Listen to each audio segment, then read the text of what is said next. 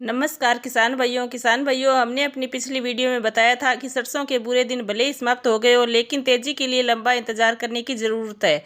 बाजार में ठीक यही देखने को मिल रहा है। बाजार में ट्रेंड इस तरह से चल रहा है कि एक हफ्ते में सरसों 50 से 100 रुपये बढ़ती है तो दूसरे हफ्ते में 50 से 100 रुपये कमज़ोर हो जाती है।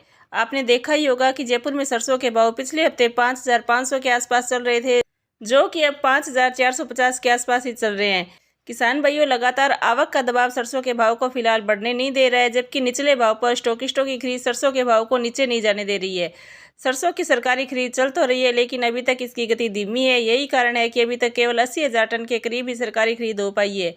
जैसे ही सरकारी खरीद तेजी पकड़ेगी, सरसों में थोड़ा और सुधार बनेगा। हालांकि सरकारी आंकड़ों के अनुसार कुल उत्पादन 126 लाख टन के आगे 28 से 30 लाख टन की सरकारी खरीद से किसानों को इसका बड़ा लाभ होता दिखाई नहीं देता। विदेशी बाजारों की चाल, चुनावी माहौल और सरकारी खरीद को देखते हुए आने वाले समय में सरसों के बाजार की क्या दिशा दशा रहने वाली है, उसे लेकर हम आज की वीडियो में विस्तार से चर्चा करेंगे। तो आप इस वीडियो को लास्ट तक पूरा जरूर देखें। किसान भाइयों, बाजारों की अपडेट की बात करें तो कल ईद की छुट्टी होने के कारण कल मलेशिया का बाजार बंद था। आज की अंतिम अपडेट मिलने तक मलेशिया के बाजार में लगभग 1% की गिरावट दिखाई दे रही थी। अमेरिका के शिकागो में सोया तेल के भाव में 2 दिनों की लगातार तेजी के बाद कल गिरावट देखने को मिली। यूएसडीए रिपोर्ट में कोई बड़ा बदलाव न होने के कारण सीबोट सोयाबीन के भाव गिरकर बंद हुआ।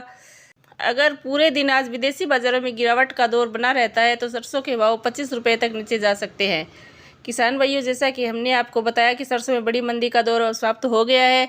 भाव पहले से ही इतने नीचे आ चुके हैं कि अब और मंदी आने के चांस कम है।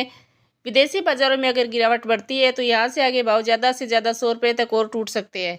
अगर विदेशी बाजार स्थिर भी रहते हैं तो भी सरसों के भाव में गिरावट की गुंजाइश नहीं है। बाजार के जानकारों का कहना है कि सरसों में उठापटक के बाद जून महीने के बाद से सुधार देखने को मिल सकता है। चुनाव का भी इस समय खाद्य तेलों पर काफ़ी दबाव है। सरकार नहीं चाहती कि चुनाव से पहले खाने पीने की चीज़ों के भाव बढ़े। यह बात गौर करने लायक है कि आगे गर्मी का सीजन रहेगा और गर्मी में खाद्य तेलों की डिमांड स्वाभाविक रूप से कमज़ोर रहती है, इसलिए एकदम से सरसों में तेजी आएगी ऐसा बिल्कुल नहीं होगा। धीरे धीरे दिवाली आते आते सरसों के भाव 6,000 की तरफ जाते दिख रहे हैं। चूँकि सरसों को लंबे समय तक स्टॉक किया जा सकता है, इसलिए जो किसान भाई अपना माल इस समय ना बेचना चाहे वे स्टॉक करने का सोच सकते हैं।